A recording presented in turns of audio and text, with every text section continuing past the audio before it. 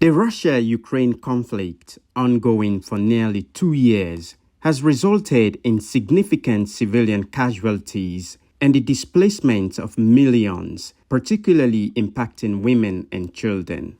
Sadly, the prospect of achieving complete peace remains distant.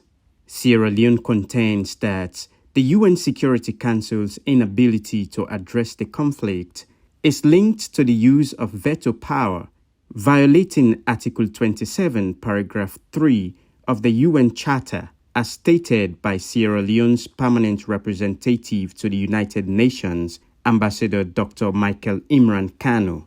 Sierra Leone has been consistent in expressing commitment to the Charter of the United Nations and respect for its principles and international law, including the principles of sovereign equality of all UN member states, territorial integrity or political independence of member states, non-interference, and the peaceful settlement of dispute.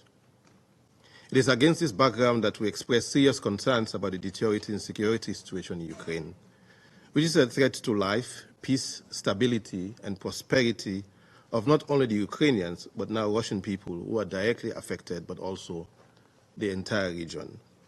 We are also seriously concerned about the humanitarian crisis, which continues to inflict widespread devastation and hardship on particularly the Ukrainian population.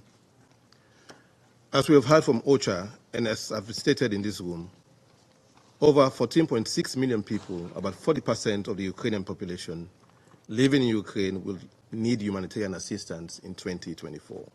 Sierra Leone stresses the principles of equality, equity, and consistency in applying international law, calls for collective action to uphold the United Nations Charter and address the pressing humanitarian crisis in Ukraine.